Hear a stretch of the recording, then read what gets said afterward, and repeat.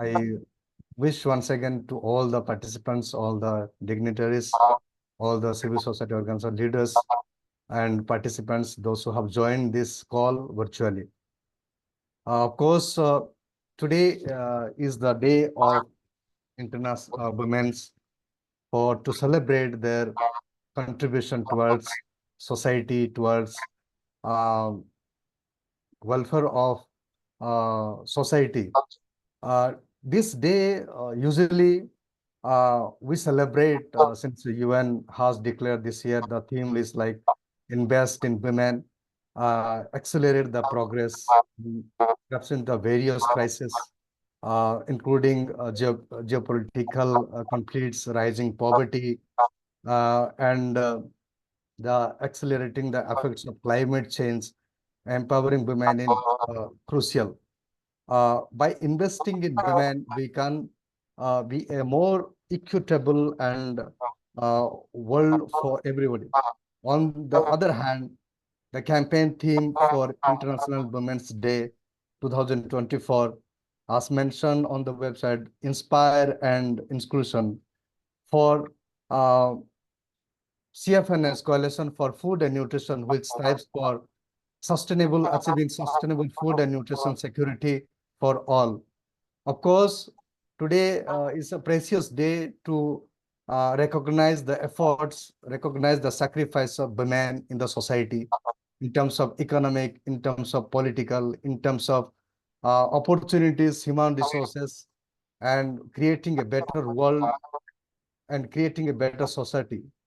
Of course, the CFNS Coalition for Food and Nutrition has chosen a specific topic, that is investing on women and children, focusing for food and nutrition security in Odisha. Of course, this this observation has some significance of the observation, that is to honor the women's uh, their contribution in the various spheres and knowledge, inspirations, and the role model in the society. The act of a reflection, affirmations of the world's ongoing journey towards women's empowerment and gender equality. It serves as the platform to raise awareness against gender bias and do away with the same. The day facilitates discussions and resolve action to address the persisting challenges and the hinder women's progress across the globe and India as well. The fostering feeling of worldwide unity among women, girls from diverse cultures and its background. Definitely in this occasion, once again, I congratulate and wish all of them, those who have joined here. Of course, today we have eminent speakers uh, from India, as I say, because not only specific to Odisha or Madhya Pradesh or Chhattisgarh or Jharkhand, wherever CFNS stands. And today we have with us uh, Sivani Mahanti, who is the member secretary of Odisha State Food Commission. And we have from Odisha, Dr. Mansi Misra, professor from Parul University, as a speaker. And also we have Sri Rajiv Bhargav, director of National Institute of Women and Children Youth Development from Madhya Pradesh. And today also we have Dr. Kajuri Banerjee, Assistant Professor from Anil Surendra Modi School of Commerce, Mumbai from Maharashtra. And then today also we have for our board vice chair, Sri Nilamadhav Pusti sir, CFNS Delhi. And today we have the board member and mentor of CFNS, Sri Brasant Kumar Mahanti from Odisha. On this context, I welcome all of the participants, respected guests, dignitaries, and fellow men, those who have joined this virtual call on the occasion of International Women's Day. So once again, I welcome all of you. And I would like to request Sri Nilamad Musti sir for the opening remarks. Over to you, sir.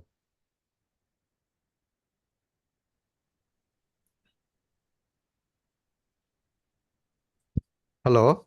Yeah, thank you, Sanjeev. Thank you, Sanjeev, for your introduction to this important event. I will just spend a couple of minutes only to introduce the importance of this event in the background of the kind of work that Coalition for Food and Nutrition Security is doing. So I'll be very specific in terms of my introductory comment. I'm grateful. Before coming to the topic, I must salute all the women gathered here today. In spite of it being a national holiday and is a very important religious event countrywide, uh, uh, you have all been able to make time to come together to celebrate the importance of Women's Day. Uh, Now, on the topic of importance of women, I want to make few statements. Number one, I believe that women play a very central role in food and nutrition security.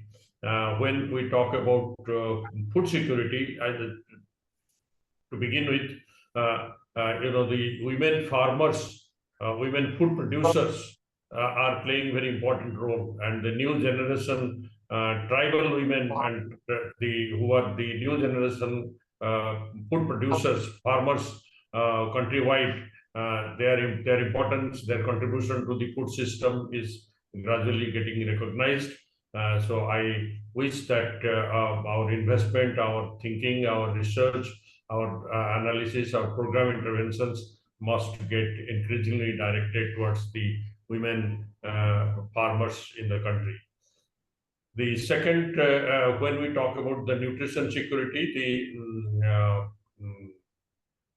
the the if you look at the life cycle approach of a child, life cycle of a child, the women plays a very central role. Mother plays important role, and then the siblings also, the women in the community and women in the institutions play a very important role.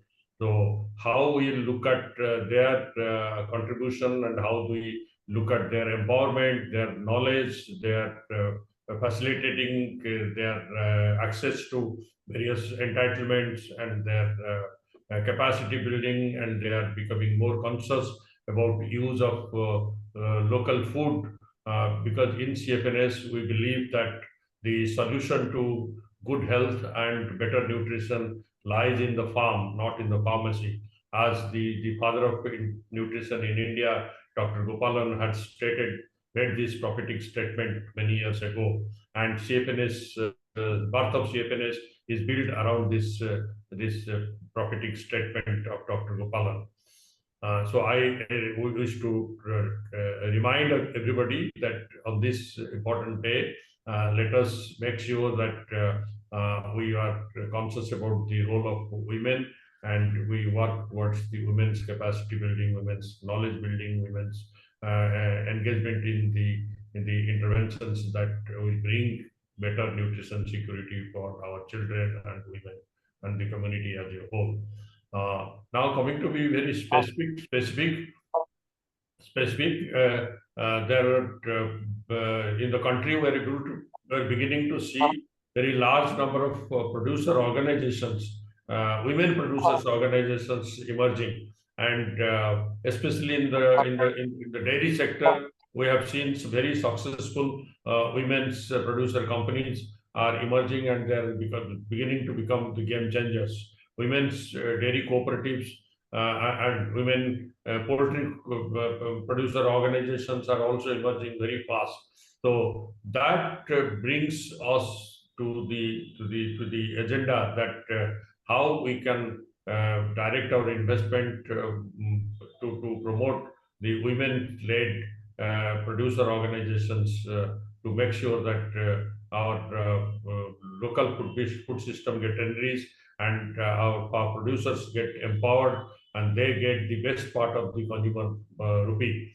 Because today, except the milk and poultry, the all other food commodity producers are receiving very minimal. And especially when I talk about the fruit vegetables, this is only 10 to 12% of the consumer rupee. That means the price at which you are buying vegetable, only 10 to 12% of that goes to the producer of vegetables.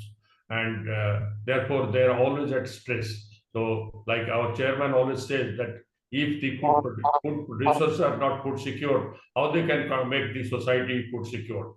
So that's the principle that we must see that how these organizations, how these women producers also get empowered and they get a better share of the consumer rupee. And one way to have this is to build sustainable and scalable producer organizations of women producers. So I urge on this day that we think and work towards that.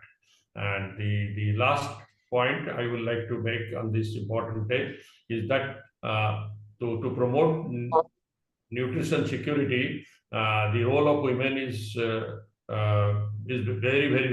important, and the women at the front line, the women workers at the front line are our Anganwadi workers. So I will like to call them Poshan Sathi. So these Poshan Sathis in our community, they must be recognized for their work. There are lakhs of such Poshan Sathis around the country, and many of them are doing some exemplary work and helping the young children getting out of malnutrition. So I wish to urge that let us think in terms of honoring these Poshan Sathis and recognize them for their good work. So let it start with a state level Poshan Sathi award. Maybe we can begin with from the next year a Poshan Sathi award at the state level, and then eventually a national level a Poshan Sathi award also we can think of. This is my proposition on this important day. Thank you very much. Thank you, sir. Thank you for very good, insightful learnings. Definitely, women play a vital role in terms of food and nutrition security in the society. Even in the promotion of kitchen garden, promotion of nutrition, promotion of education, they played a vital role in the family, in the community, as well in the state. So here I would like to call with us today Shivani Mahanti. She is the member secretary of Odisha State Food Commission. She represents the Odisha State Food Commission. In spite of Obani sir, since he had some engagement, therefore Madam will be representing. So welcome you, ma'am. Ma'am is graduate in law and master in anthropology. Almost 25 years of services in Odisha State Food Commission. Welcome you, ma'am, and No. Let me correct it.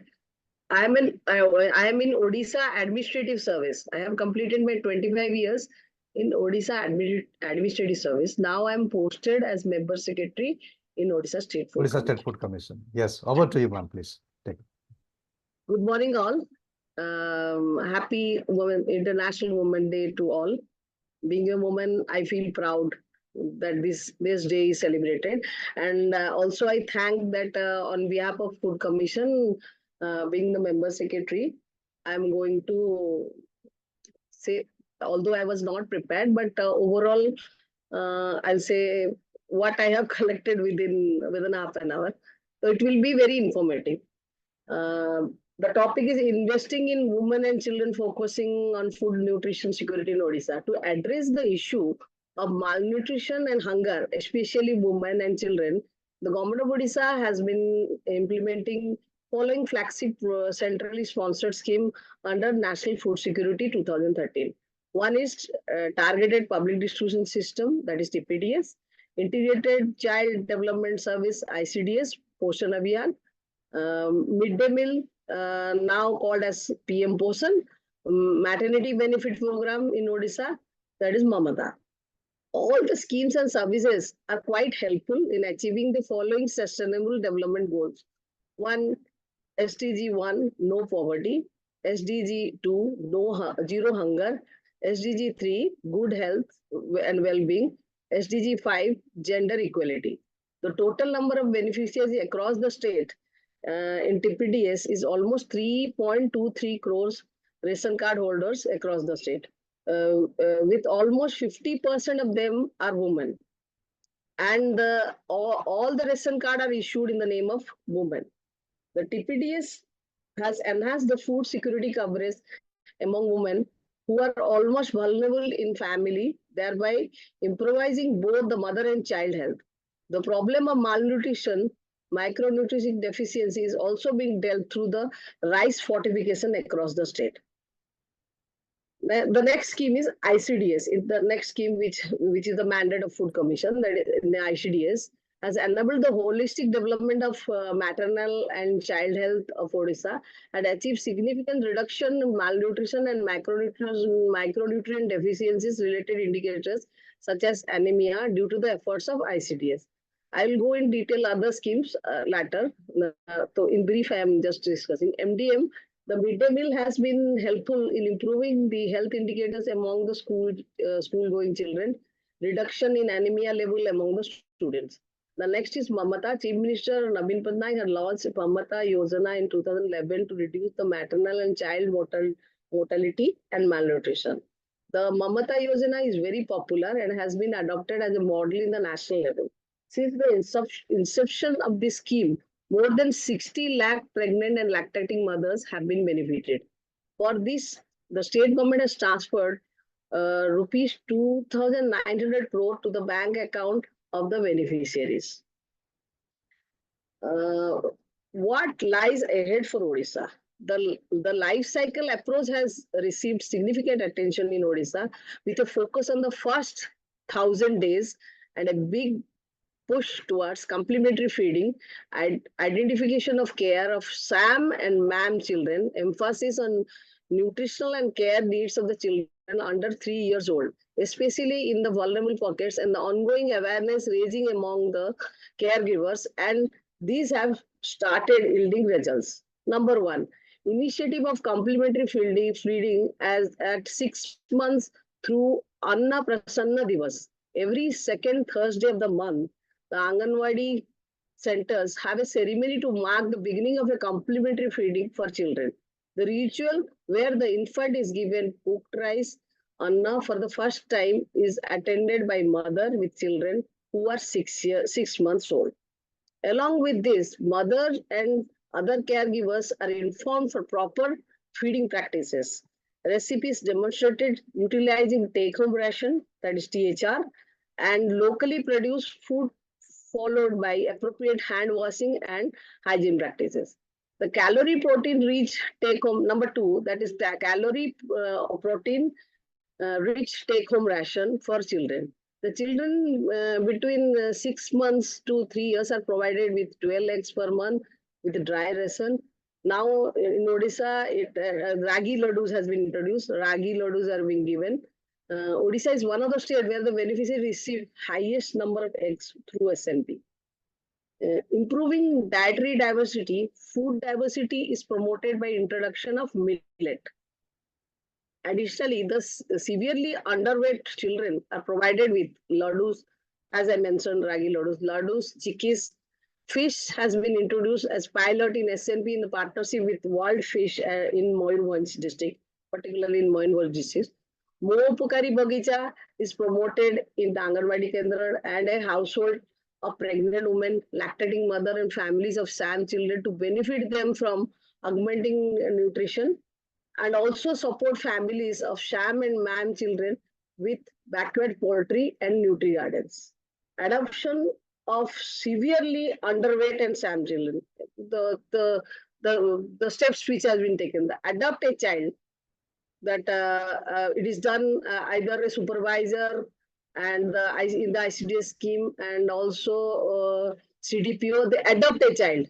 Uh, uh, they will take care of the children, and they will take care of all the data, and so that the SAM children is recovered quickly. To adopt child approach, that is the adoption of severely underweight and the SAM children by ICDS functionaries, as I mentioned, supervisor and CDPOs, have been put in practice for ensuring improved nutritional status of these children. Management of SAM children across a total of 67 nutritional rehabilitation center NRC have been set up in Odisha to treat children suffering from acute malnutrition. Community-based management severely malnourished children CMAM program has been initiated across the state to ensure the coverage of all such children. Those who will not be coming to the NRC, they can be taken care at the level of the community. That CMAM program is mainly focusing. That all are aware of it. And then the last is THR, including diversified home-based diversified diet, antibiotics, and medicines are also given. The complementary feeding. This program is one of the important condition of release of the second tranche of Mamata. This is a flagship conditional cash transfer that, as everybody knows, scheme which provides 5,000 in two ranch to the eligible pregnant, and now Government of Odisha has introduced that they will be giving more 5,000. They will give, the pregnant woman will be getting 10,000. It's a new announcement that our CM has, state government has announced. And the Odisha version of mother child protection card has been added for self certification by the mother on initiating complementary feeding on completion of 6 months of the child and continuing it up to 2 years of children along with breastfeeding. The next is Kalika, the community-based crèche. This is the one of the best thing which is happening in the state. And as per the advice of the commission, it has started in 3 to 4 districts, but the commission had advised that this should be started in other districts of Odisha also. This is Kalika is a state-based strategy to address the needs of the under 3 children through establishment of crèche to promote appropriate care and nutrition practice. These crèches provide a safe and secure, helps in growth monitoring and prompt referral, support age appropriate care and stimulation, health tracking, development delay, ensures diverse complementary feeding 3 times a day, ensures consumption of take-home ration and facilities linkage with VHNDs, routine immunization sessions, and NRCs. Telemonitoring during the pandemic, when physical during the pandemic, physical visit was restricted, random calls were made to the beneficiary to validate receipt of nutrition growth monitoring, home visits by AWCs, attendance in VHSND, receipt and consumption of dry ration. It was done during the pandemic. Then the next is target messaging, Tiki Talk. Tiki Talks through Tiki Mausi. This is also a program which is of Government of Odisha. It is WCD department mascot is Tiki Mausi. To plays a pivotal role in awareness generation and in hitting the right chord with intent beneficiaries. Effort towards mainstreaming or involving man against malnutrition is yet another step, is being more accountable by the male members in child care practice and overall development. Fight against malnourishment is incomplete without their equal and optional participation.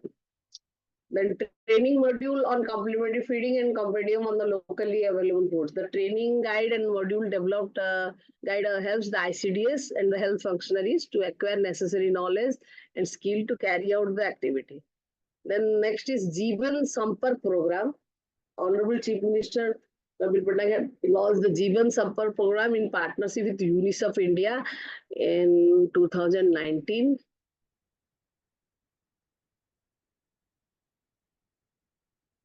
Awareness about the development of welfare initiative of state government among the particularly PVTC, particularly vulnerable tribal groups of the state. Jivan Sampark is designed to address maternal, infant, young children survival among PVCG of Odisha who are among the vulnerable categories.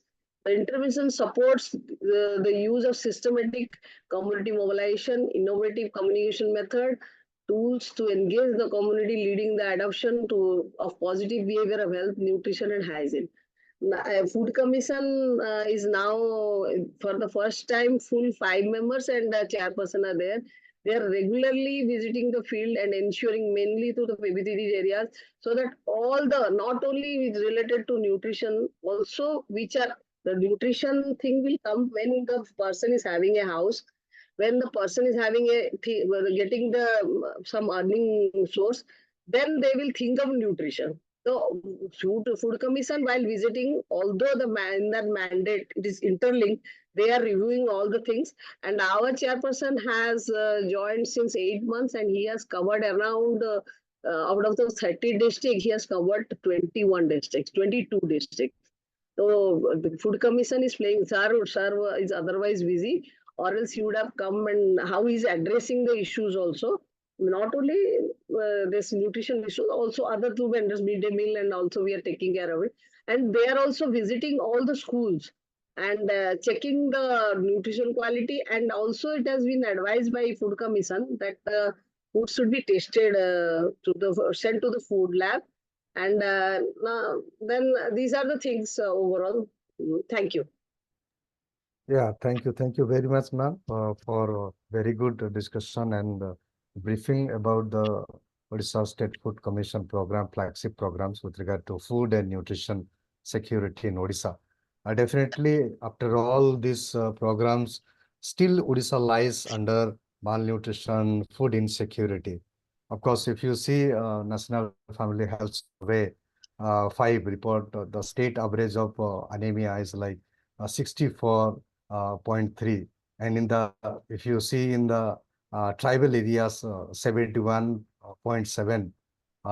Even in the among the children, if you will see almost 64.2, and in the tribal areas, of course, it is 72, higher than the state average. So likewise, there are many challenges, many miles to go for nutrition and food security. Definitely, your discussion was insightful. Thank you very much once again, ma'am. Now I would like to call Dr. Mansi Mishra, the professor at Parul Institute of Public Health, Parul University, Vadodara. And she is a sociologist by training, and MA and PhD, and public health academician by profession, with more than 22 years of post experience. She has been recipient of National Talent Search Scholarship Award by NCRT and the University Merit Scholar and University Medal from the University of Hyderabad and the UGC Research Fellow. And Dr. Mishra works in several areas in public health and nutrition domains, and often blending academic and programmatic skill and experience in her teaching and research work. So definitely, Madam's discussion will take through new learnings and experiences, how we are evidencing or mainstreaming the women in terms of food and nutrition security in Odisha. So over to you, ma'am, for this discussion. May I request you to enable my participant screen sharing? I could show my presentation then.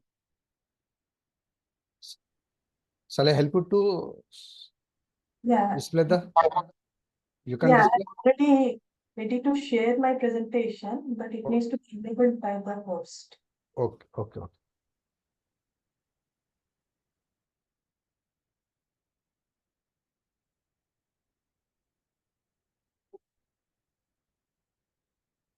It's still disabled. Otherwise, you may show it at your end. Yes, I'm sharing with you. No problem.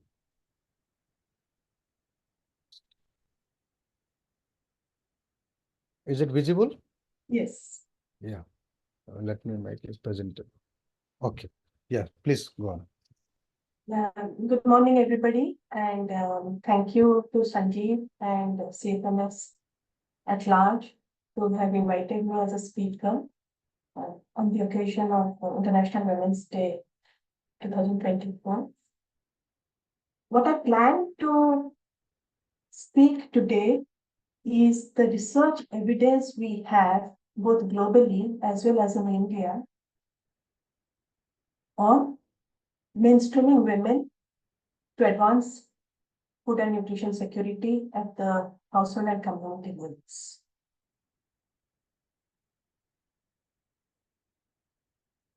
The purpose for proposing the topic, and Sanjeev was very graceful in saying that I'm free to choose the topic within the given remit of this program today. And I thought of talking about the research evidence, what has worked internationally, what is being seen internationally, what is being seen in India, and then relate it to the context of Odisha in particular. So that was the thinking behind my proposing this topic for today. Even though it looks like an academic presentation, but at the outset, I would like to assure you that yes, it has research component, but there are very strong programmatic learnings we can take from them. My presentation is structured on these lines that you see on the screen. The first content slide is on food and nutrition security in Odisha. It is brief and the content is very familiar to all of you. And I'm so thankful that Sivani ma'am just took us through the programs that the Odisha government has been implementing for food and nutrition security. So we are very wise by that speech of hers. The core of my presentation is on four major things. Women as change agents at the community level. Women as key actors in household food and nutrition security. Then food and nutrition security of women themselves and food and nutrition security of children at the household level. For each of these four elements, I shall present what is the evidence, scientific work that has been done, or what is the main thing that is been found out scientifically, globally, and in India. In the interest of time, not everything that is out there will be in this, but some key insights that will help us to develop stronger programs. The last content slide will be on what are our learnings based on what we have learned in terms of the research evidence. What do we take away so that our programs to advance food and nutrition security are stronger?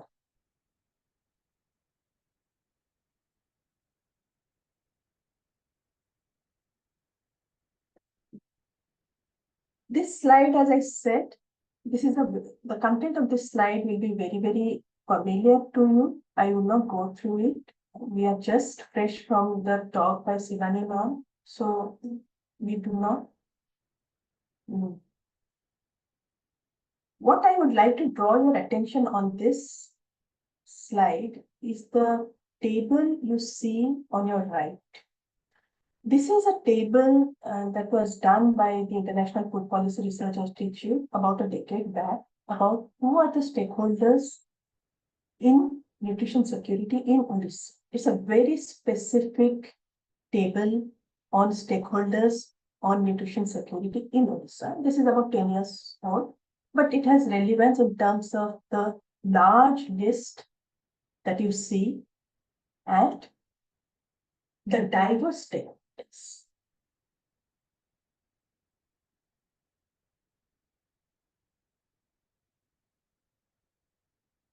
Thank you.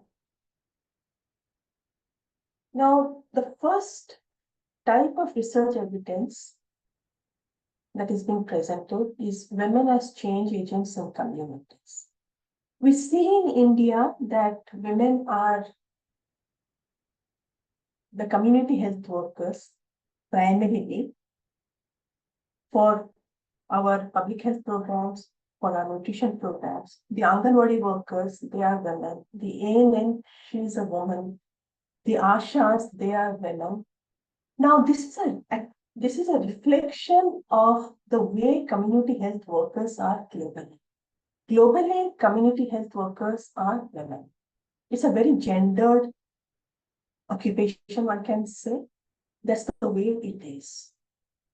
What happens is when we have women from the community advancing food and nutrition security, advancing public health goals, we are taking them out from their households, giving them a voice. We are empowering them. It also increases their access to resources. It increases their negotiation. So to have women as community health workers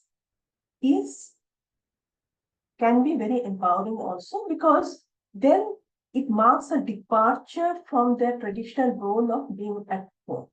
And this has been the way it is globally, including in India, which we see all the time as women at the front line of public health programming in food and nutrition security. In India, as we are all aware, Anganwadi workers of the ITDs, they are women, and they provide a large range of services to pregnant and lactating women, children, and adolescents. Even though it's very good that community health workers, being community health workers empowers women to a large extent, and it is a departure from their household responsibilities alone, what we have seen in India is that the career opportunities are very limited. Beyond a point, the Anganwadi worker really doesn't advance in the career hierarchy. The reason is that the techno-managerial skills that are required at the higher levels of the ICTS and even other departments, they're quite different from the way a community health worker, being semi-literate, her skills are quite different. She can be very good as a community health worker, but her career advancement in the service hierarchy is pretty much limited. The second type of research evidence is women as key actors in household food and nutrition security. This again globally as a gender norm, which is social rather than being biological. As a gender norm, women tend to be the primary caregivers of children, particularly the mother or other women in the household. The grandmother can be in a multi-generational household. They're also responsible for household chores, including cooking. Now, this is very gendered. They're also food producers, household food managers, and consumers. What happens is, due to patriarchy, women have limited access to and control over resources like money. They are responsible for putting food on the table, as it is said, for cooking, for caregiving of children, the sick, the old people. Caregiving responsibilities are very gendered globally and in India. But their access to and control over resources, including money and other types of resources, is very limited. This has a bearing on their ability to have or contribute to food security. It also affects their ability to decide healthy choices. And because this is a compromised ability in view of the limited access and control over resources, their ability is compromised to buy food or make healthy choices, and this affects the nutrition. And once nutritional behavior is affected, also nutrition security is totally compromised. In in a study in West Africa, it has been seen that households where women have full access to and control over resources are less food insecure. That is, women having a say in how they are going to spend their money. That is going to contribute to household food security. And in households where women contribute to food expenditures, the expenditures are on nutritious foods. So that has also been seen not only in Benin in West Africa. This is one of the many studies that have been done. This is a more recent study, so that's why in the interest of time I have kept it here. But this is by no means a solitary example of a country in West Africa from where we cannot take any governance. No, it's not that. This is a repeated finding that comes from the diverse cultural contexts that if women have access to and control over resources, material resources and otherwise, that is going to contribute to the food security of the household, the nutrition security of the household, because women tend to make healthier choices. In India, it has been seen, for instance, women who usually control resources in the household may spend on non-essential things. Tobacco and consumption and alcohol affects household food security, especially in poor households. It has been seen in the case of India. Because who controls the resources in a household in our country? Typically men. And men's preferences in terms of how they spend their money will not be actually on food or other aspects that contribute to food and nutrition security. They tend to spend on other things. Tobacco and alcohol has been seen as some of the things that they spend on, which crowds out their ability to spend on food, or food is deprioritized. Unlike women who tend to prioritize food if they have the resources and control over that to spend. The third type of research evidence is food and nutrition security of women at the household. The preceding slide was women as key actors. They are food managers, they are responsible for cooking and making it available for everybody. But what happens to them and for their nutritional status? Again, patriarchy, gender norms come into play. It is something all of us might have observed that women in India tend to eat last. After everybody else has eaten, then we tend to eat. And we are not encouraged to cook for ourselves or buy food for ourselves. We can buy food for others or cook for others, prioritize others' preferences. But it's a gender norm that we eat last, and cooking for ourselves is also disapproved. Now, this is a gender norm, social in nature. This affects the nutritional status of women. Studies have shown that because women tend to eat leftovers, they tend to eat what is left after all members of the household have eaten.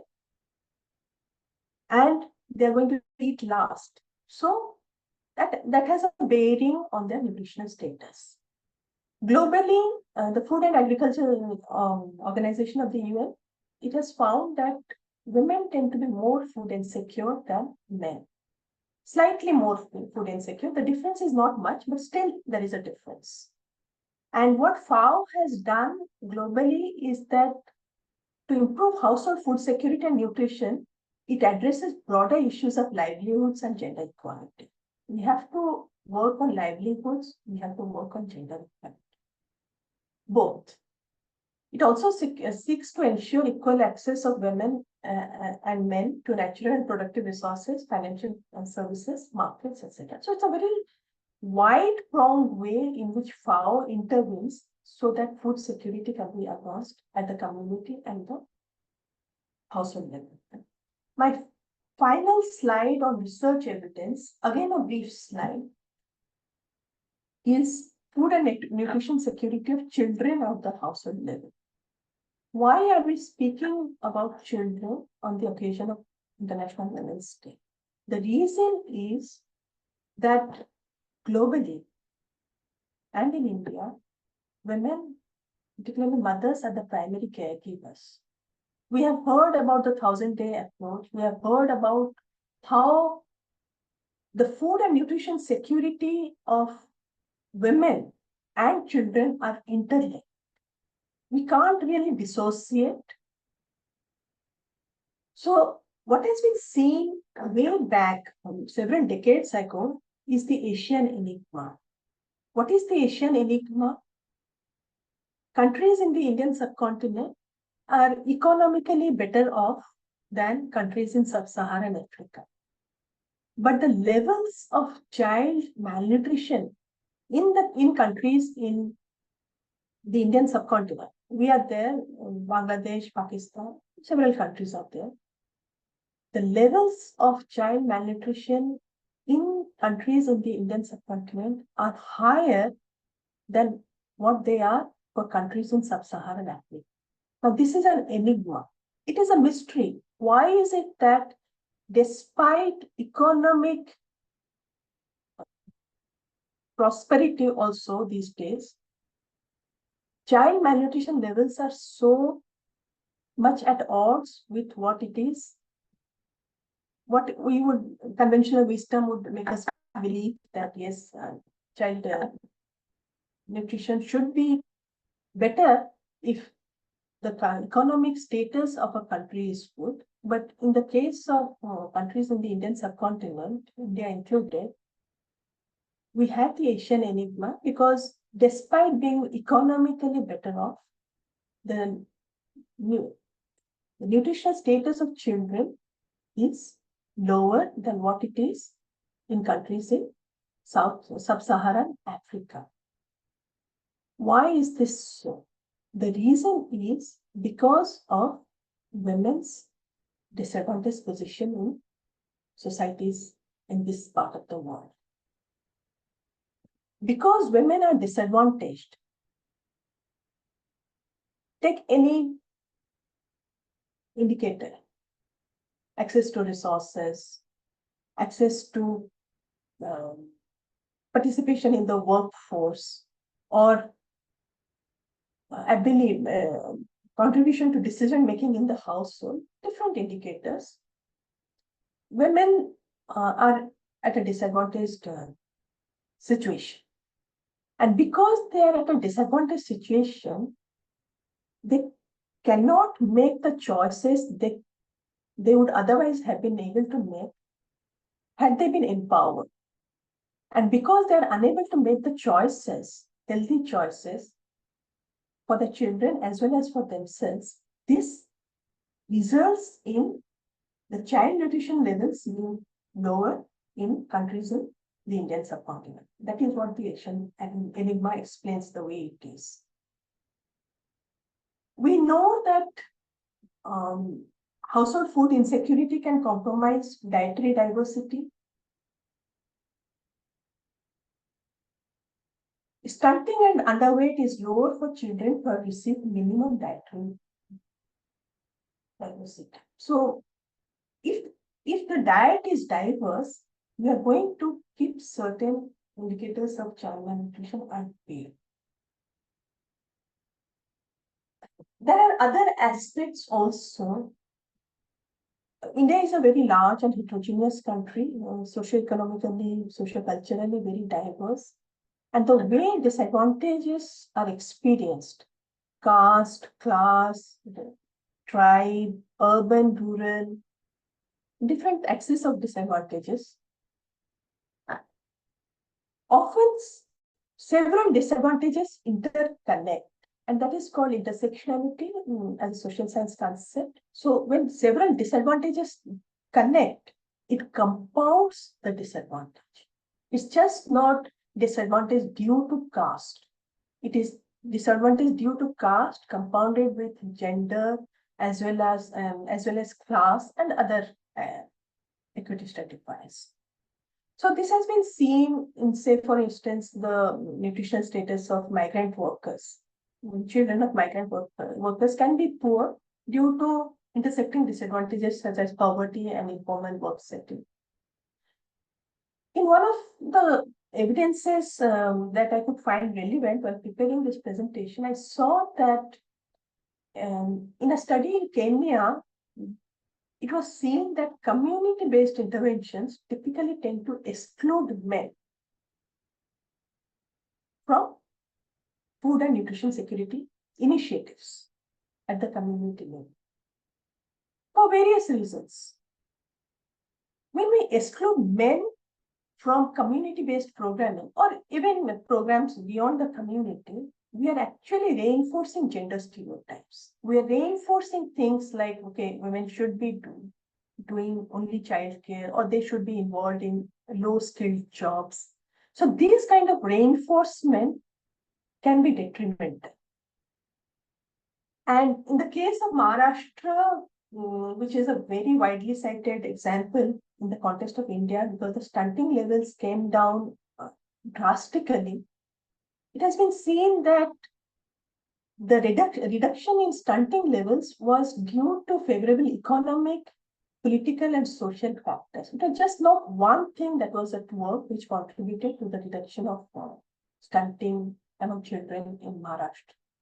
Haddad, who has led this study, saw that good economic growth, poverty reduction, average food security levels, and good performance on women's empowerment together have contributed to the remarkable decline in stunting levels in children in Maharashtra.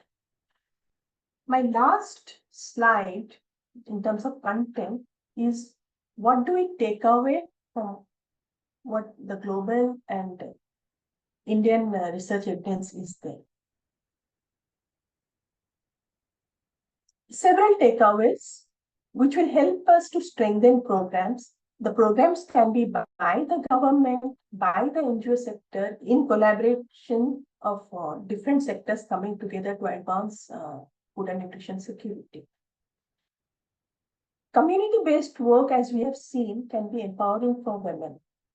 But career opportunities have to be made available to them in a planned and timely manner. So because they're also working women, they're professional women who can rise up the career service hierarchy. So career opportunities have to be made available to them in a planned and timely manner. Household food security can be enhanced if women are empowered, and empowering is a very multidimensional concept.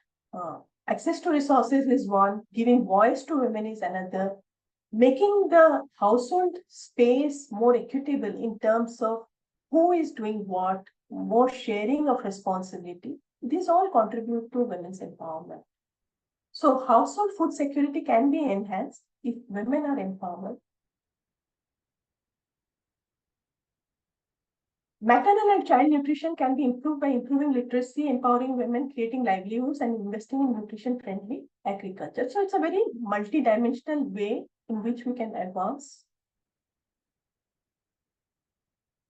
And we have to adopt an intersectionality lens where we need to see how are different axes of disadvantage, caste and class and gender, rural, urban place of residence, tribal, non-tribal status. There are different axes of advantage and disadvantage in any society. So in the context of India, we can see how different axes of advantage intersect simultaneously to compound disadvantages. Instead of looking at disadvantages in silos like caste or tribal, non-tribal. So that is one of the current concepts in social science research on health and otherwise too.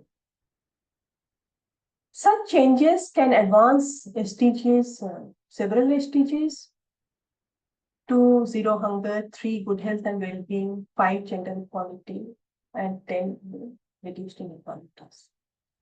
So this is the last of my content slide. You will find the cited references in the notes section of the slide. Thank you so much.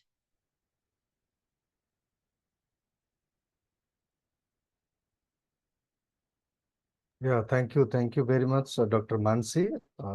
Really, it was very informative to hear you. Of course, this evidencing that your research studies, like four sections that you have discussed, very, very informative. And I hope there is a lot of insights the participants and guests have taken through this discussion. And of course, as we understand, the Indian workforce participation almost 24% has gone and in 2022. And now it is like in 2023 and 26, it is there. So the day by day, the year by year, the women's participation in workforce and economics and political and societal is increasing day by day. As you suggested in the takeaway notes, definitely that will help us to frame a strategy to work on food security and nutrition security in the days to come ahead. So thank you once again, Dr. Mansi, for a beautiful presentation. So I would like to take through Dr. Kazuri Banerjee as she's a assistant professor at Anil Surendra Modi School of Commerce at Mumbai. I say she is interested in very much in the research and recently maternal child health, and she has done the PhD International Institute of Public Science, Mumbai, and as she's almost engaged in I mean philosophy in population studies and thesis and a postdoctoral fellow and demographic and health survey, and it is quality and India program to develop survey research.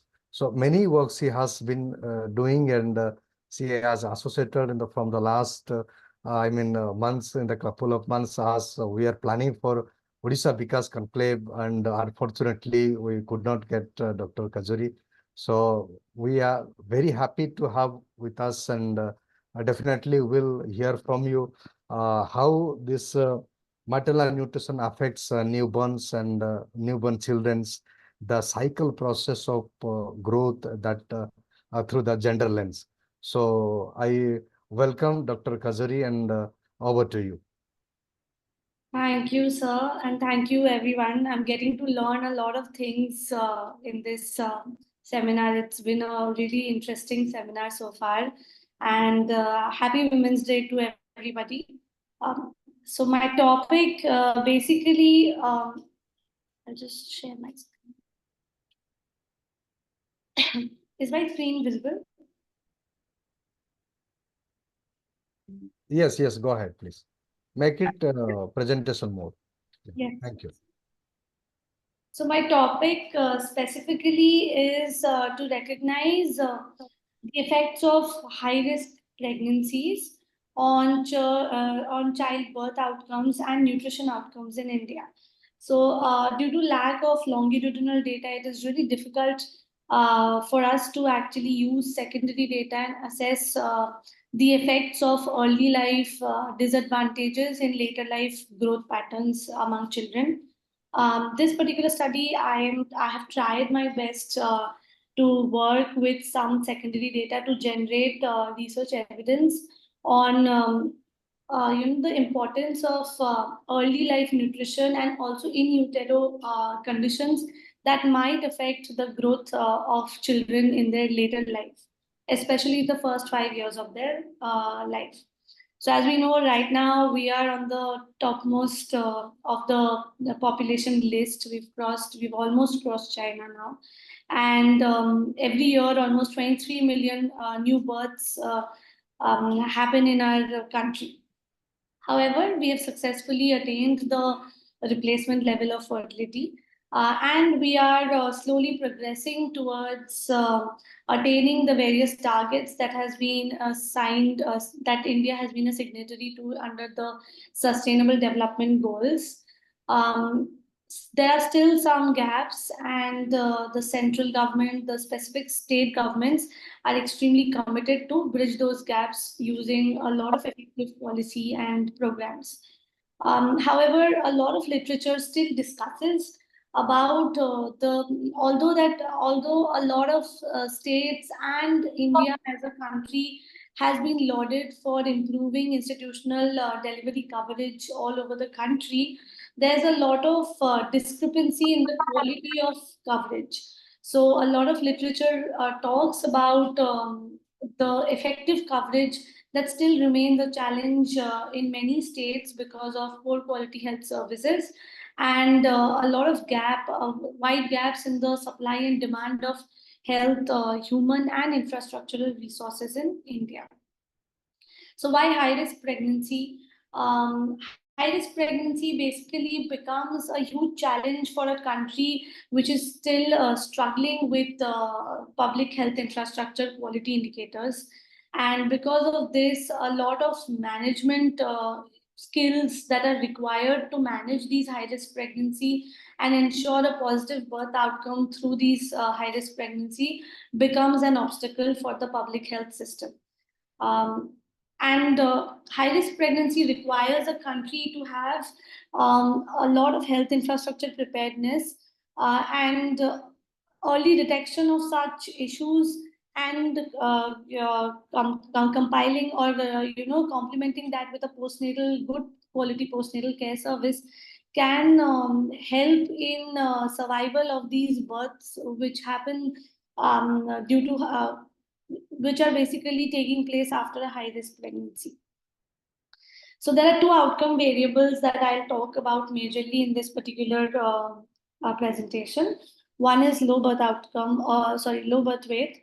So a child, as WHO defines low birth weight, any child who's born below 2.5 kgs is considered to be a low birth weight baby. Approximately 15% babies in the world are born with low birth weight. In India, the percentage has remained stagnant from NFHS 4, which took place in 2016, to NFHS 5, whose report got published in 2020. So the low birth weight has remained almost stagnant for all these years in NFHS at 18%. Why low birth weight babies is our concern? Is not just an adverse birth outcome, but it might be an early indication of a lot of growth faltering that might happen not only in the first 2 years of the child's life, but till first 5 years of the child's life. And low birth weight babies are often more susceptible to infections due to their immature immune system, and they may also experience frequent bouts of illnesses like diarrhea, respiratory infections, etc. Infections if infections recur in babies, it can further compromise their nutritional status and result in nutrient losses and reduction in appetite, which then later on translates into one of the indicators of malnourishment in children. India is already grappling to attain the stunting targets that are placed not only under Poshan Abhigyan, but also the targets they have signed on to under Sustainable Development Goals. So we are already a little behind on achieving those targets. So adverse outcome like low birth weight can actually result adversely for such target-oriented approaches. So this particular map I've taken from UNICEF WHO, and this gives us the global scenario of low birth weight babies all over the world. Unfortunately, we can see India in that bright, violet color, which tells us that almost more than 20% babies born in India are born with low birth weight. The next outcome variables that I would like to talk about is three outcome variables basically. They are the three main indicators of child malnourishment. The first one is stunting, which is low height for age. Now, this is taken as the target indicator in Sustainable Development Goal, Poshan Abhigyan, and the government of states and the central government, they have been putting in a lot of efforts to actually achieve the targets of stunting that has been set for India. As some of the previous speakers already talked about, there is a kind of mystery or kind of tragedy that despite having a lot of economic advancement, it is not at par with the malnourishment levels, the decline in malnourishment levels that is expected for a country that is having such a speedy economic development.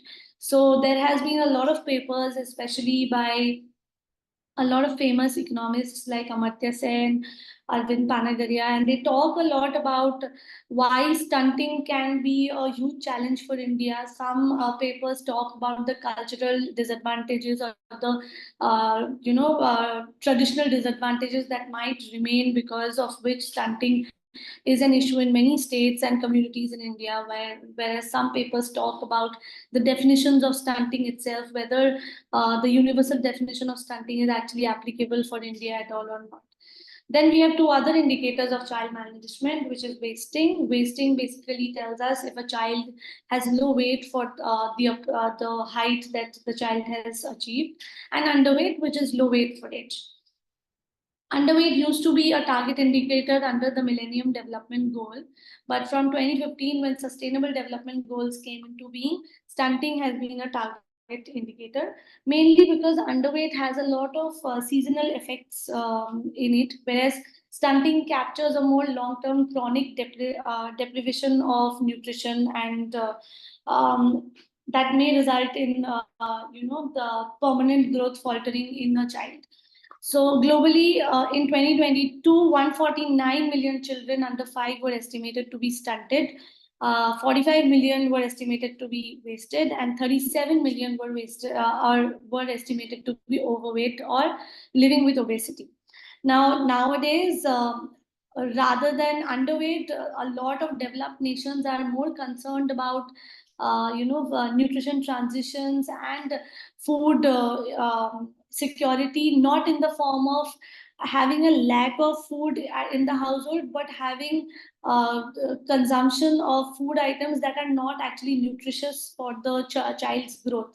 So obesity, overweight has been an issue for a lot of developed nations. And unfortunately, almost half of the deaths that happen among children under 5 years is because of some form of malnourishment. And most of these deaths that can be actually avoided happen in the lower and middle income countries in the world. So this is again a global scenario of stunting and wasting. Again, unfortunately, you can see that India is painted in one of the brightest colors in both the maps, which basically indicate that both the stunting and the wasting indicators in India is actually pretty high compared to the other nations of the world. Coming to our own data, NFHS 5, it basically tells, it is a rich source of data, as you all know, from the start of NFHS 1 in 1992 to NFHS 5 which has been published in 2020. It has been an extremely rich source of data for maternal and child health benefits, the programs that are running in various states, central government programs that are running.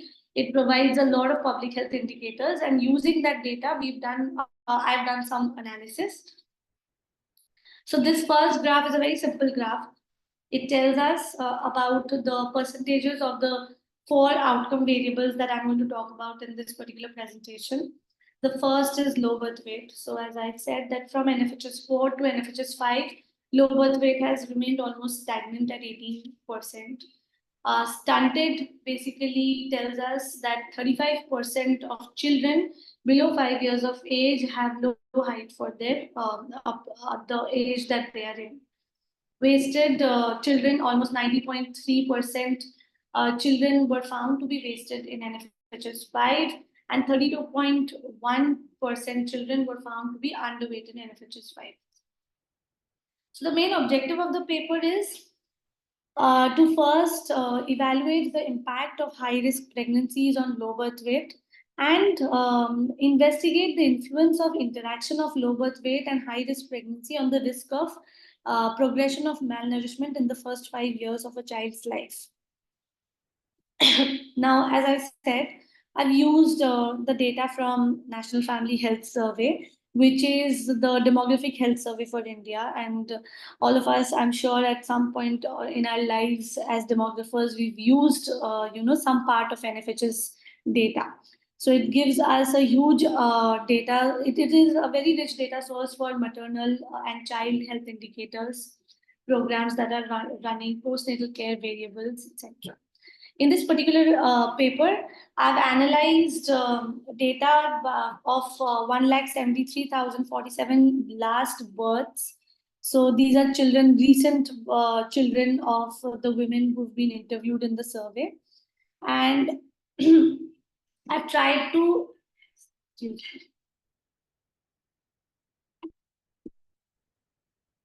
yeah. So I've tried to use postnatal care variables in some of the models. In order to do that, I had to only consider institutional births because postnatal care variables are only available for institutional births in NFHS data set. So mainly logistic regressions are run to check the odds of the risk indicators that I talked about. So high risk pregnancy has been calculated, has been estimated from the data set by taking a few risk indicators that many literature support and call out as risk indicators of pregnancy.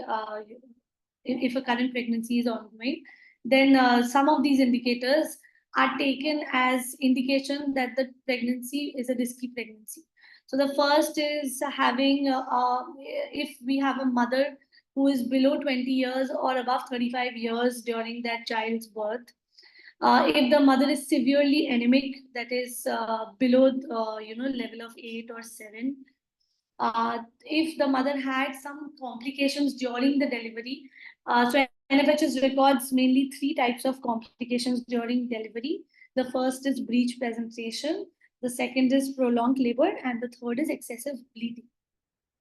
We also took one emergency delivery indicator in the form of unplanned cesarean section, where the decision of cesarean section was taken after the onset of labor. NFHS also provides a lot of morbidity indicators of mothers like diabetes, thyroid disorder, hypertension, chronic respiratory diseases, heart diseases, cancer, chronic kidney disorder. The 2 other indicators that indicate that a pregnancy might be risky are short birth intervals. So the interval between 2 births, if it is less than 24 months, it can result in a risky pregnancy. And if the birth order of the child is above 3, so if it is the 4th or 4 or higher birth order, that means the woman has already bore 3 children, and any child being born after that is considered to have high risk during birth. So basically, when we kind of combined all these indicators, we got an indicator of high risk pregnancy, which I have used for my analysis. And surprisingly, almost 67% children are born to mothers who have been classified to have high risk pregnancy. So most of these indicators are biological indicators of the mother. There are a lot of programmatic indicators that can also be considered in defining a pregnancy high risk, like antenatal care. If suppose, like WHO right now suggests 8+ antenatal care visits.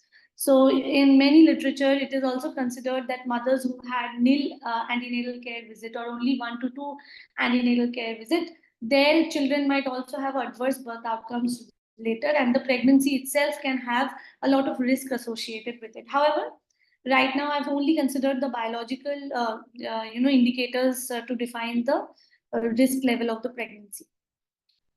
So low birth weight and high risk pregnancy, this particular data tells us that almost 2 percentage points more the low birth weight outcomes in high risk pregnancy is almost 2 percentage point more compared to low risk pregnancy.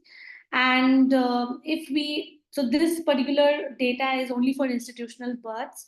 If you go and analyze it for all deliveries, including home deliveries, you would see that the low birth weight prevalence is as high as 21.2% in the high risk pregnancy that are deliver babies at home.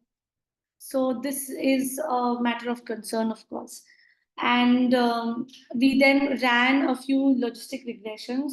And from the logistic regression, we see that high-risk pregnancy has a significantly higher odds of resulting into low birth weight babies.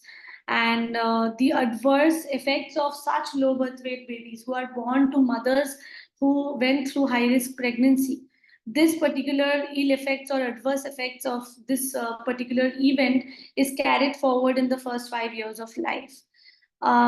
If So basically, I would like to show you the odds ratios. So the first odds ratio tells us that the odds of low birth weight among high risk pregnancy is 1.14. If Where the reference category is low risk pregnancy. Now moving on to the three malnourishment indicators: stunting, wasting, and underweight. We can see that if we take the interaction of low birth weight babies with high risk pregnancy, born after high risk pregnancies, the odds of any form of malnourishment is extremely high for such babies. So compared to normal weight babies born to a mother who had a low risk pregnancy, the odds of babies who are born low birth weight to a high risk pregnancy mother is extremely high. So this again is a problematic indicator. If we look at programmatic indicators, many indicators like 8 plus antenatal care visits, postnatal care within 2 days of delivery, or kangaroo mother care, which is the skin to skin postnatal care given to newborn babies. These indicators can actually safeguard children, especially those children who are born low, who have had low birth weight, and this can actually fortify their growth patterns in the first 5 years of life. Now, there is a good news and the bad news if you think of the kind of data that we have at present. The good news is that if you look at children level low birth weight or malnourishment indicators, there's not much difference or discrepancy gender wise.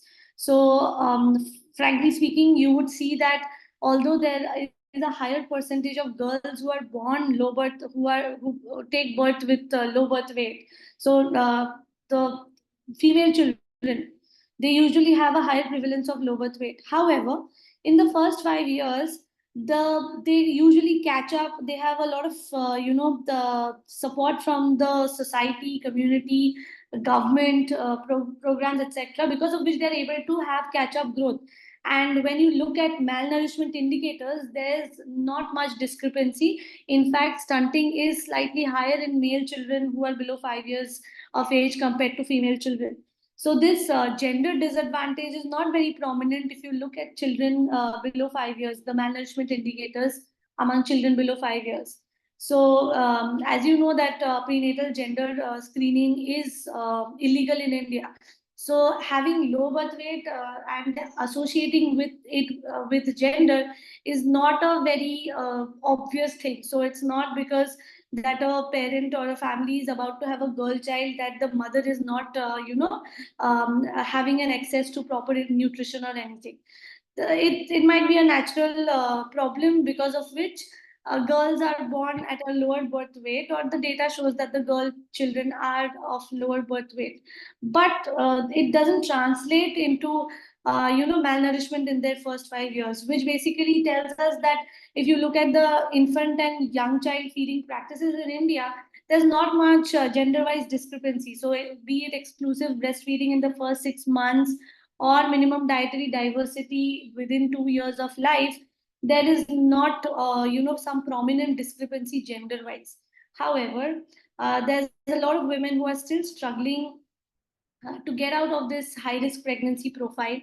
And these women need more help in order to have a more fortified child health outcome in after pregnancy. So rather than concentrating, of course, all the policies that are running to help children have catch-up growth and help them with nutrition is very much needed for our country. However, there has to be some policies that can bolster post pre-pregnancy, that is during their pregnancy, and post natal care services. So we need to concentrate, or we need to have more indicators that can measure the quality of infrastructure during the pregnancy and post-pregnancy, post-delivery, the care variables that are provided to the born child and the mother. So I took a little data for Odisha also, and I tried to kind of give a small glimpse of how Odisha is doing compared to the entire nation. A lot of management indicator wise, Odisha has done a very good job in the past 10-20 years. It has had very laudable schemes like Mamta and adoption of the PDS in Odisha. And a lot of papers actually talk about the strength and grit of the Odisha government to fortify these policies at the state level. So the prevalence of high-risk pregnancy in Odisha was around 71%, according to NFHS 5. Low birth weight indicator has been consistent with the national average of 18%. But the other indicators of malnourishment, Odisha is doing better than the average, the national average. Here are some district-wise indicators that tell us that which are the districts that need more attention in the state. So districts like Bargarh, districts like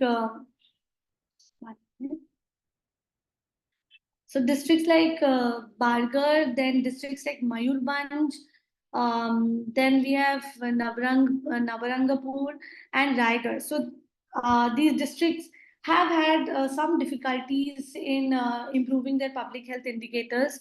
So in this particular context, there is report by Niti Aayog which talks about the kind of public health indicators that are there in these districts, and some of the public health indicators, especially the antenatal care services, postnatal care services in some of these districts that are performing poorly in context to stunting and low birth weight, has been poor. There has been policies and programs that have been implemented to strengthen these infrastructural gaps that are there in the state. So one very interesting policy that the central government has taken up is the Pradhan Mantri Surakshit Matritva Abhiyan. This particular scheme was taken up in 2016. And this entire idea of actually, thinking about what happens to high-risk pregnancy or low-risk pregnancy came from this scheme. So this scheme tries to provide doctors and medical staff with detailed indicators of how to classify a pregnancy as a high-risk pregnancy or a low-risk pregnancy. Other than providing all the free and subsidized components like comprehensive healthcare, quality prenatal care to women, especially women from impoverished households. This scheme also helps in risk stratification and tries to bring forward how doctors and medical facilities should kind of prioritize certain pregnancies and look at quality health indicators or infrastructure that are required for handling such high risk pregnancies. Other than this, there are a lot of central and state level initiatives. The most famous one, of course, is Janani Suraksha Yojana from 2005. Now it has been integrated to National Health Mission and then later augmented by Janani Sishu Suraksha Karikram, which was in 2011. We have a lot of state level schemes also. So in India, health remains a state level matter. So there are a lot of state level schemes, and most of these schemes are a customized version of Janani Suraksha Yojana, like the Mamta scheme in Gujarat, in Odisha, or the Chiranjeevi scheme in Gujarat, or the Sukhi Bhava scheme in Andhra Pradesh. Lastly, the findings of this study show that high-risk pregnancy always end up having a higher chance of adverse birth outcomes like low birth weight. And these low birth weight babies that are an outcome of high-risk pregnancy continue to have a lot of disadvantages in growth throughout the first 5 years of their life. In the recent interim budget that was announced by the government, there is a plan in action to streamline all these maternal and child healthcare schemes into a comprehensive program with the thought process of Poshana Vigyan 2.0 and the National Health Mission.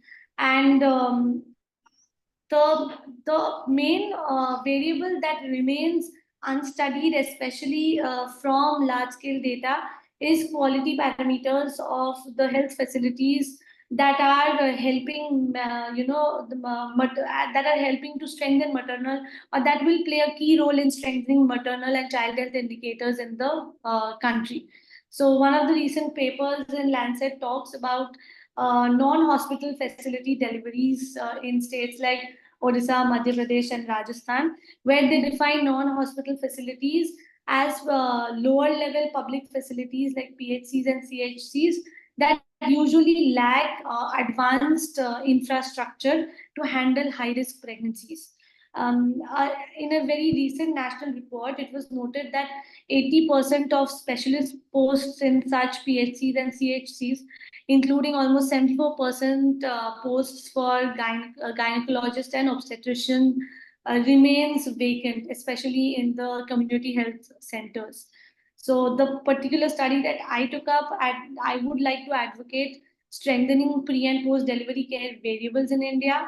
I feel that the entire the concept of gender-based disparity in treating children at household level has definitely diminished because of a lot of behavioral changes and a lot of allied schemes like Beti Bachao, Beti Padhao, or if you think of Kalyan Shri, all these schemes have helped in kind of building a positive attitude in the residents of our country towards girl children. So that is already developing and is looking positive for us.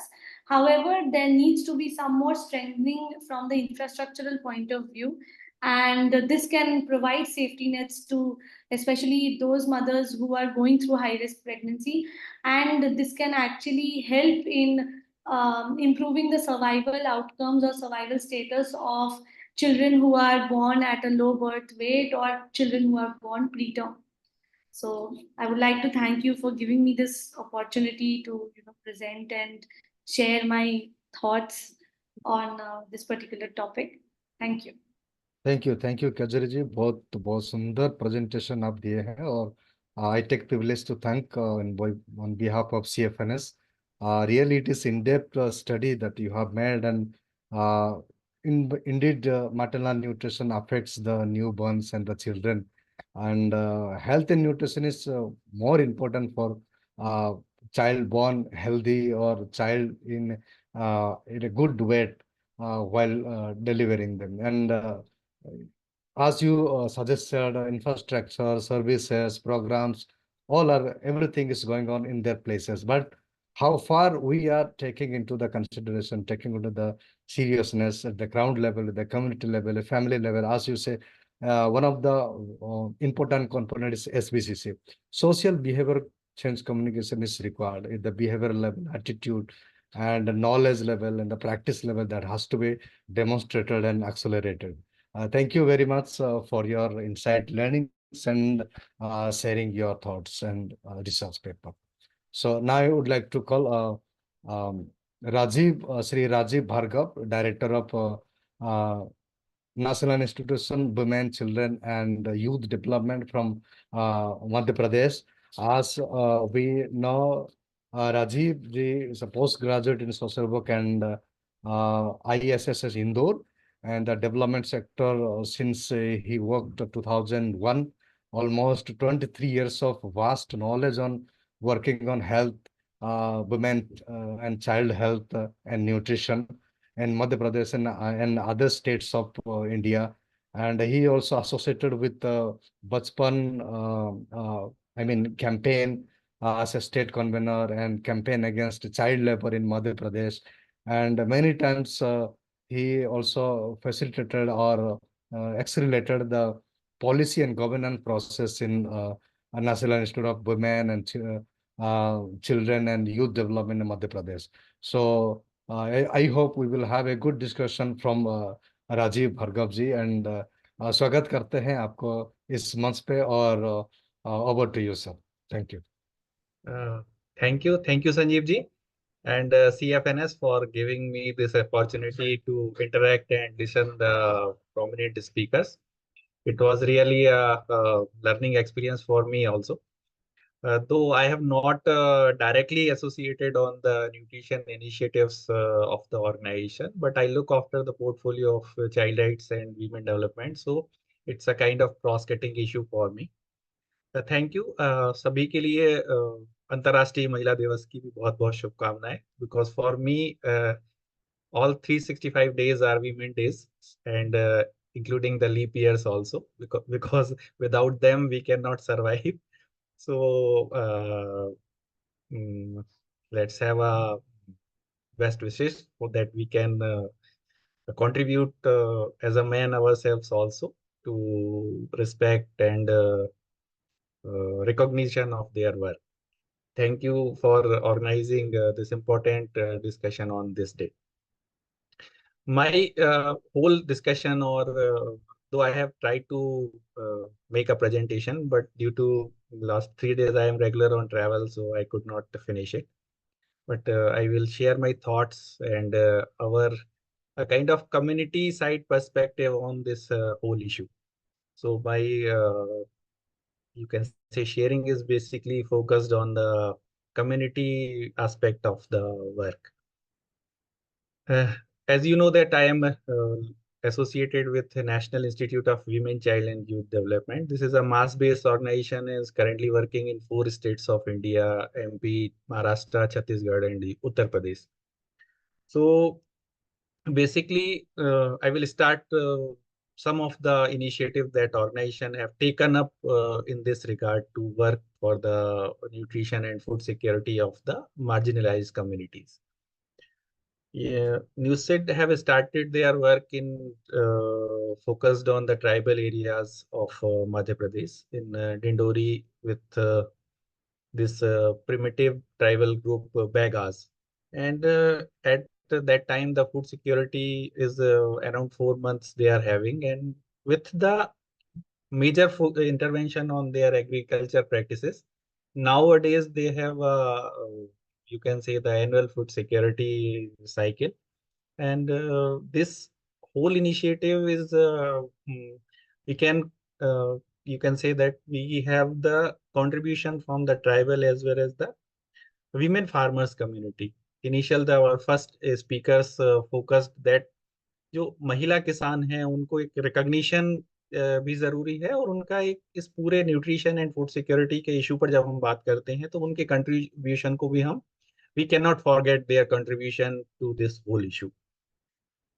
Secondly, the organization have worked on the focused work on the millets, and this was started in 2012 with a federation supported by IFED, and under this Tejaswini program. And currently around 5,000 women are linked with this federation in Mehandwani block of the Dindori. And जो उनका जो millets में ICDS centres को एक तरह से food supply, जिसमें millets की चिक्की को लेके हम लोगों ने प्रमोट किया है, मिलेट्स रेसिपीज को आईसीडीएस सेंटर के साथ क्लब करके, और वहां पर फूड एंड न्यूट्रिशन सिक्योरिटी को एस्टेब्लिश करने का एक काम जो है ऑर्गेनाइजेशन का रहा है. Third work, since our organization is focusing on the marginalized section of urban, rural as well as tribal pockets, तो ये जो आईसीडीएस सेंटर हैं उसमें वहाँ की जो समितियां हैं या विमेन कमिटीज को स्ट्रेंथन करने के साथ साथ सोशल ऑडिटिंग प्रोसेसेस को हम लोगों ने प्रमोट किया है कि community is to be empowered to look after their own institutions. Since ICDS institutions are delivering the 6 basic services from this center, so social auditing processes के थ्रू जो women committees हैं उनको एम्पावर करना और उनको कनेक्ट करना, वो एक काम जो है वो ऑर्गेनाइजेशन कर रहा है. And last thing, I will not focus on this NFHS data and all that because already these are shared. Anemia is one of the concern in our Madhya Pradesh also. Around, as you already shared, that around 60% women are anemic. मुझे लगता है कि this data is much more than reported, because on field, if we look our ground realities, the data is the conditions are more pathetic than reported. So we should look after this whole issue of anemia as a matter of concern while we engage with the communities. तो वो एक intervention है जिसमें अभी संजीव जी बात भी कर रहे थे कि we have initiated the BCCI session with the एसएचजीज on anaemia and nutrition. So it's a kind of campaign that we are taking up in the Madhya Pradesh. So this is a kind of work that we are taking in Madhya Pradesh on nutrition and food security issues. This issue for me, this issue is important because this whole concern is of the 90% of the population. If we look a general or average population of children, it's around 40% of our whole population, and we are talking of 50%. जो 50% आबादी है महिलाओं की को यदि हम देखते हैं, तो collectively it's a kind of 90% population that we are taking care of through this discussion. So this matter is have a very important a kind of reflection for us. Now, if we look after how we can go ahead while we are working with the communities. So in we have focus or we should focus on the local bodies like Gram Panchayat. If we talk of the Gram Panchayat, it's a grassroots body. So sensitization of PRA and developing the GPDPs. तो ग्राम panchayat development plans जो है, if these gram panchayat development plans are looked after through a nutrition angle, the plan should be nutrition sensitive. So community should be aware and they have to be engaged with the development of GPDPs with a nutrition lens. Because ultimately उसका impact किसके ऊपर होने वाला है? The communities who are this whole process is a kind of awareness building, empowering and a kind of impact we can see after these developing the GPDPs.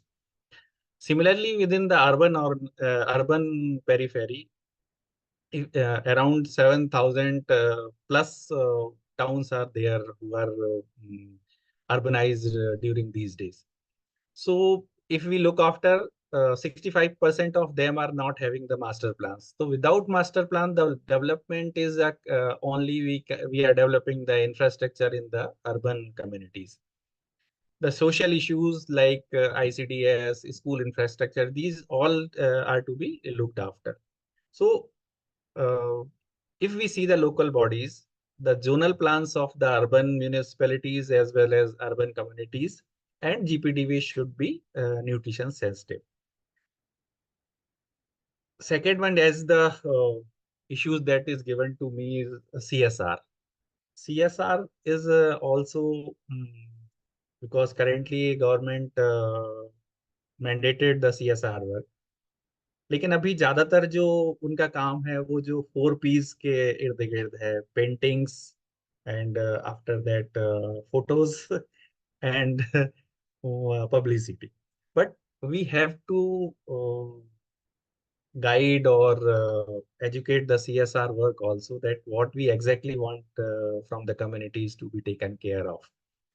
तो जैसे BCC sessions में CSR का जो प्रोग्राम्स हैं that we can design to accelerate and execute with this SHG group in the communities. Next area that we can also take up specifically in the tribal communities, the plantation of the NTFP plants. क्योंकि traditionally हम देखें तो जो tribal areas में nutrition and food security का जो काम था, वो वहां पर जो नॉन टिम्बर फॉरेस्ट प्रोड्यूस है उस पर उनकी डिपेंडेंसी होती थी. संजीव जी जो अभी शेयर कर रहे थे कि ट्राइबल एरियाज में जो एनीमिया का ग्राफ है वो काफी अधिक है. It is because they are not getting the NTFPs that they are earlier getting. क्योंकि अभी वहां पर फॉरेस्ट प्रोड्यूस उतना है नहीं, या वो जो फॉरेस्ट प्रोड्यूस था उसका मार्केट जो है वो बाहर होने के कारण वहाँ जो प्रोड्यूस है उसका यूटिलाइजेशन उन कम्युनिटीज में अभी खत्म हुआ है। So we are taking care कि ये जो एनटीएफपी बेस्ड प्लांटेशंस है उसको हम उन कम्युनिटीज में किस तरह से प्रमोट कर सकते हैं, and CSR agencies should be aligned for this work also. Third one is the health care. मतलब यदि हम पूरा कोविड का सिनेरियो देखते हैं तो उसने हमारे हेल्थ इंफ्रास्ट्रक्चर की क्या स्थिति है उसको काफी रिफ्लेक्ट किया है। सो हम कम्युनिटी बेस्ड हेल्थ इंफ्रास्ट्रक्चर को किस तरह से प्रमोट कर सकते हैं। अभी जो न्यूट्रिशन रिहेबिलिटेशन सेंटर हैं, एनआरसीज हैं, या नियोनेटल केयर सेंटर्स हैं, उनका एक्सेस जो है वो अभी ग्रास रूट कम्युनिटीज के पास नहीं है। एनआरसीज जो हैं वो ज्यादा से ज्यादा ब्लॉक लेवल तक हैं। जो नियोनेटल इंटेंसिव केयर यूनिट्स हैं वो सिर्फ डिस्ट्रिक्ट हॉस्पिटल्स में। तो how we can promote and engage the CSR agencies to take these initiative to the grass roots. At least हमारे जो एनआरसीज हैं वो पंचायत लेवल पर होना चाहिए, क्योंकि एनआरसीज में जब बच्चे होते हैं तो उनके मदर को या उनके पेरेंट्स को उनके साथ रुकना होता है, and this effect their regular work, क्योंकि either these are migrant population और द लेबर कम्युनिटीज जिनके बच्चे जो हैं वो कुपोषित हैं या कुपोषण के शिकार हैं।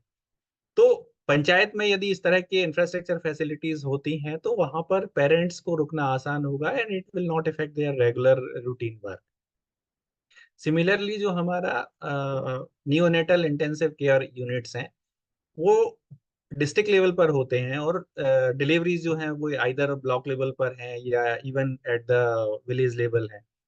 तो इंफ्रास्ट्रक्चर फैसिलिटीज को इम्प्रूव करने के लिए मुझे लगता है कि we have to engage our CSR partners so that we can take up these initiative to the ground and collect conclusively if we look after। तो हमें इस पूरे डिस्कशंस में मुझे जो लगता है कि यदि if we can support in improving the nutrition and food security at the grounds, we should have a nutrition sensitive ward or zonal level plannings in rural as well as urban areas.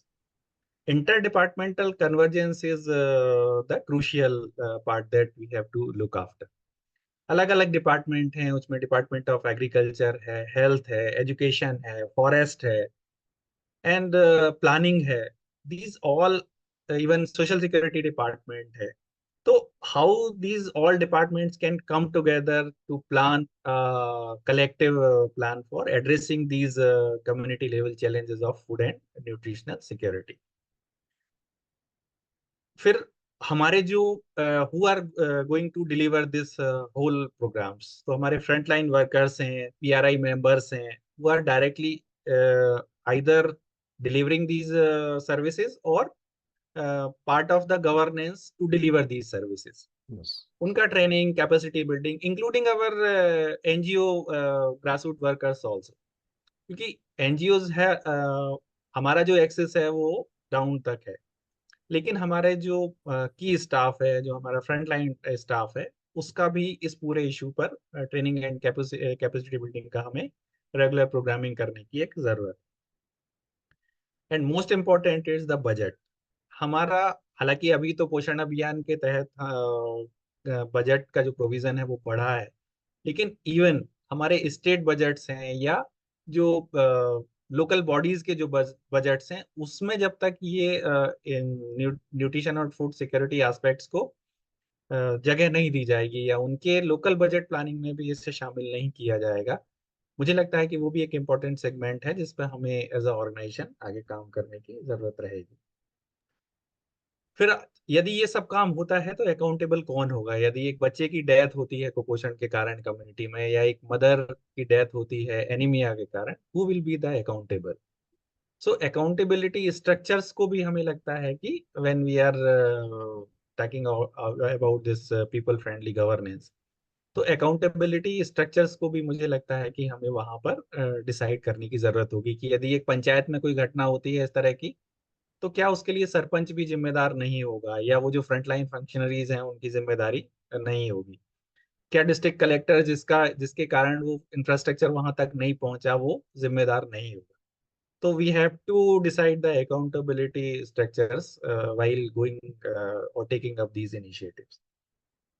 And lastly, the required infrastructure is to be created at the grassroots level. So with all this, I thanks to all for giving me this opportunity to discuss and learn from this program. Thank you.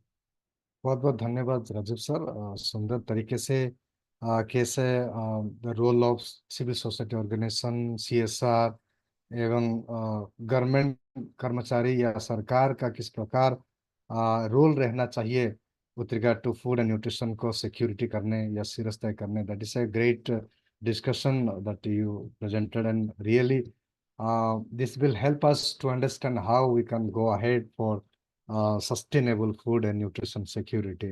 Once again, on behalf of CFNS, I extend my heartfelt thanks to Rajiv sir.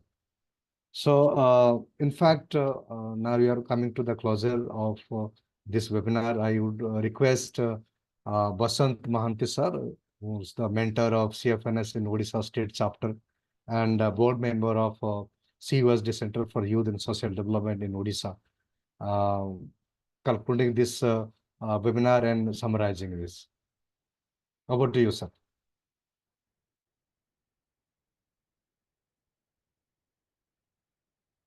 Sir unmute कीजिए, आप mute हैं. Okay. Yes, yes, sir, please. My sincere thanks to all the presenters. Special appreciation to Dr. Manasi Mishra, Bajal Banerjee for their research findings presentation.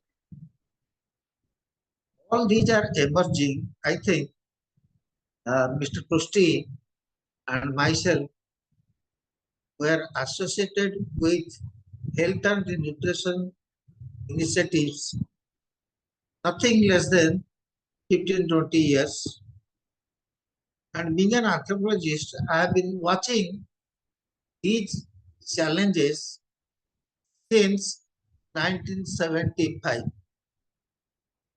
Plethora of programs have been initiated with the various packages.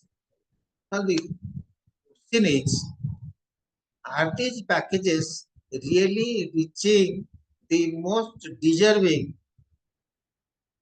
population? Two, how are we watching, monitoring the quality?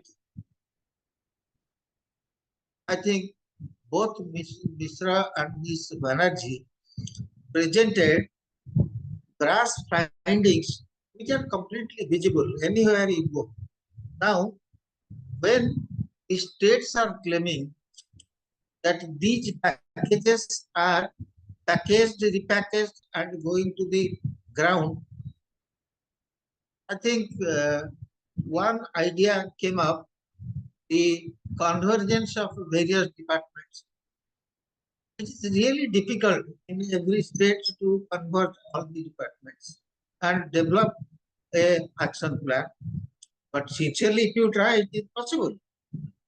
Now the question is, all these situations are no way different than the basic facilities. For example, connectivity, potable water, these are all contributing, whether the non-availability of proper road prevents hospital delivery. Now, without potable water, what are you going to resolve the communicable disease issues? These challenges are remaining. I think in the coalition platform, we have to pick up the ideas portrayed by the researchers and zero down our focus to few of them to take forward for a while. Time we can decide. What is the time we will concentrate, we can decide. And what will be the methodology of propagation, that we have to work on. And I appreciate all the findings presented here. These are all touching heart informations which I often see, and I have been watching this since 1975 from my anthropology fieldwork time. I have been witnessing this kind of maladies, although which packages of program are going on for years together. So we have to rethink and really capsule what will be the next go of the coalition. Thank you, sir. Yeah, thank you very much, sir.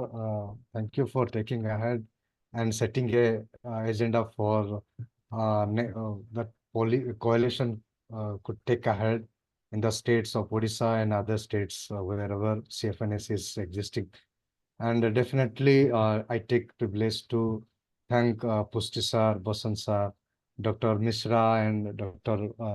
Kajuri Banerjee, and director of this National Institute of Women, Children, and Youth Development, Rajiv Bhargavji, coming to this webinar and giving their insight discussions. Really, I take privilege on behalf of CFNS की तरफ से मैं सभी speaker को मैं धन्यवाद देना चाहूँगा। और आज महाशिवरात्रि है और अंतर्राष्ट्रीय महिला दिवस भी है, तो both of the days in a one day.